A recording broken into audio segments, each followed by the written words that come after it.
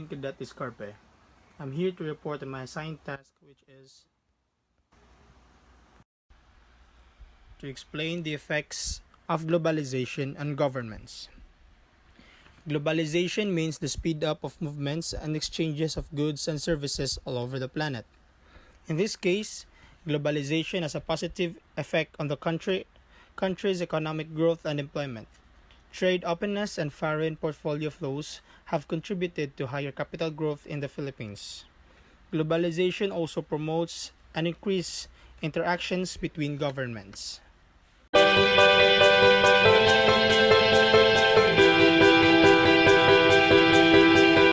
day, sir.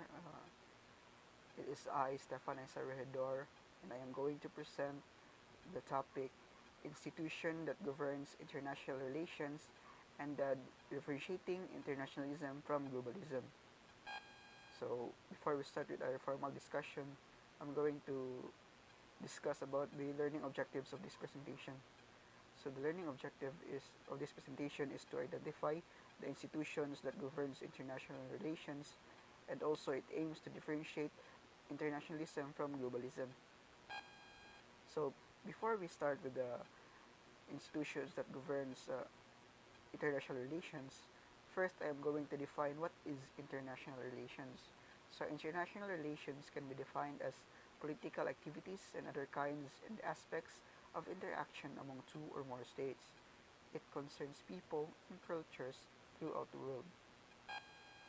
International relations also allows nations to cooperate with one another, pool resources, and share information as a way to face global issues that go beyond any particular country or region.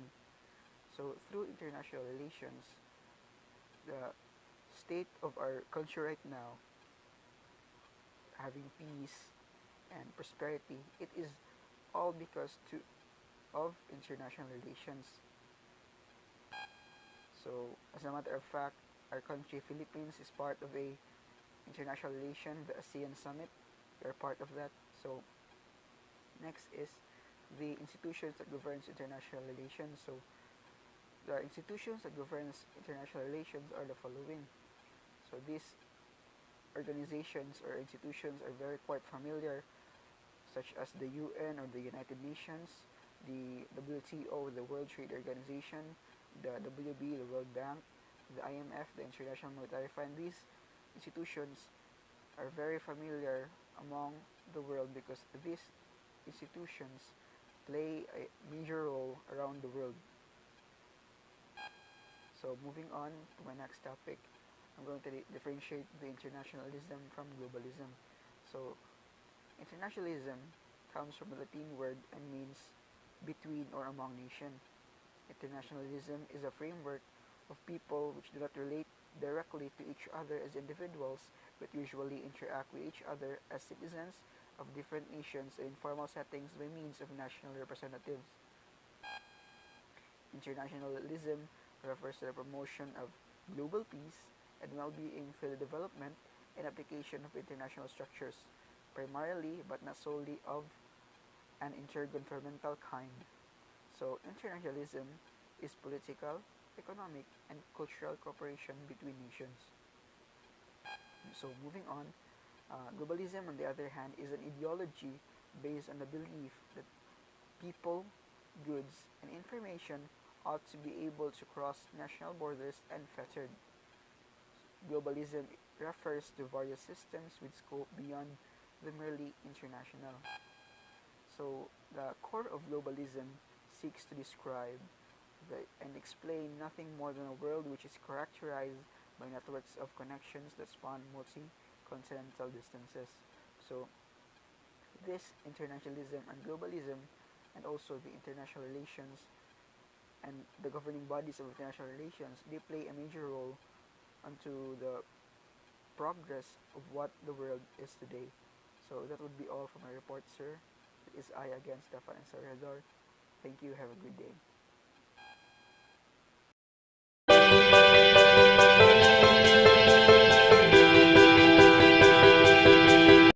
So I will be talking about identification the roles and functions of United Nations.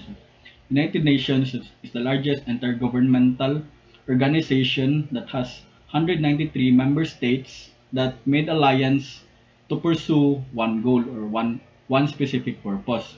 So next are the lists of the purpose of the United Nations that is also found in United Nations Charter, Chapter 1, Article 1.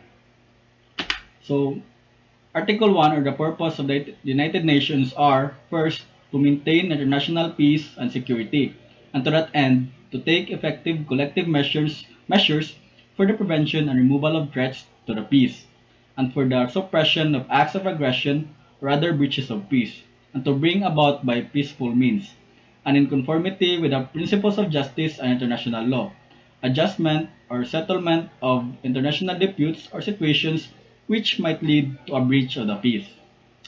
So next is to develop friendly relations among nations based on respect for the principle of equal rights and self-determination of peoples, and to take other appropriate measures to strengthen universal peace.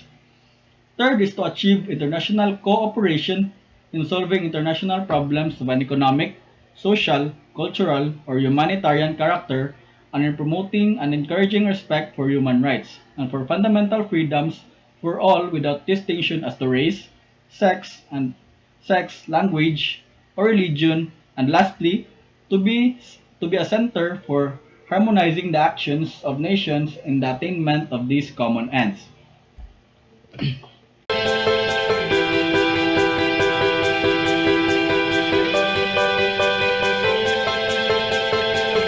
So, good day everyone. This is Engine Cadet Japheth here to discuss about challenges of global governance in the 21st century and the relevance of the state amid globalization.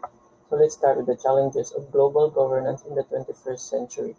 So, there are three: the bottom billion, the global power shifts, and which country does the most good for the world. So first is the bottom billion. The bottom billion are the poorest of the world's poor, those living in less than $1.25 a day. Economist Paul Collier has addressed their plight in his award-winning book The Bottom Billion. He says that we can and we should help alleviate their suffering through an alliance of compassion and enlightened self-interest. Compassion because we are looking at a human tragedy, and enlightened self-interest because the combination of economic divergence and global social integration will build a nightmare for our children. Collier argues that this is doable because we've done it before, and he points to US efforts in the late 1940s and 1950s to rebuild Western Europe to prevent it from falling into the Soviet bloc. Next is the global power shifts. In global power shifts, political scientist Joseph Ney discusses two types of power shift taking place in the 21st century, and these are power transition and power diffusion. So first, power transition. This is the shift of power among states, and power diffusion is the spread of power from states to non-state actors. Ney addresses these two types of global power shifts, exploring how they interact and examining the implication of their interaction. So the third one is which country does not most good for the world? So the problem, according to Simon Anholt, is that we're still organized as a species in the same way that we are organized 200 or 300 years ago. We're still organized in nation-states whose governments think and behave as if their country was an island that existed quite happily and independently of all others. So Anholt points out that our government are very keen to know what the rest of the world thinks of them because they depend on their reputation in order to survive and prosper. For countries with positive images, everything is easy and cheap. They get more tourists, they get more investors, and they sell their products more expensively. Think of German cars and Swiss watches. On the other hand, though, countries with weak or negative images find that everything is difficult and everything is expensive. So having a good image in a country builds self-interest. It helps their business make money and their government deliver on their political promises. So in conclusion, these three challenges make clear that we live in an interesting times. Economics and political power is shifting around the world into increasingly important non-state actors. Globalization is creating prosperity for some and in some countries, but is also increasing the income and wealth gap between and within countries and bringing about a host of complicated transnational problems.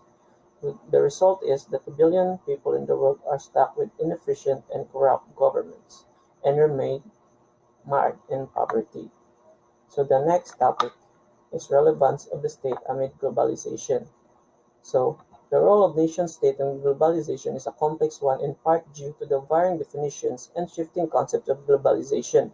While it has been defined in many ways, globalization is generally recognized as the fading or complete disappearance of economic, social, and cultural borders between nation-states. Some scholars have theorized that nation-states, which are inherently divided by physical and economic boundaries, will be less relevant in a globalized world, while increasingly reduced barriers regarding international commerce and communication are sometimes seen as a potential threat to the nation-states. These trends have existed throughout history. Air and sea transportation that made the same-day travel to other continents, possibly, and greatly expanded trade among countries, did not abolish the sovereignty of individual nations. Instead, globalization is a force that changed the way nation-states deal with one another, particularly in the area of international commerce. So that is all about my topic. Thank you.